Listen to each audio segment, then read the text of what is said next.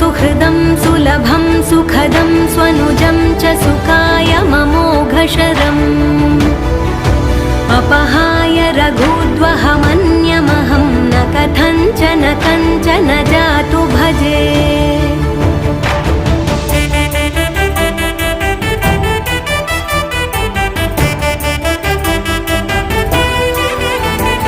विना वेङ्कटेशं ननाथो ननाथः सदा वेङ्कटेशं स्मरामि स्मरामि।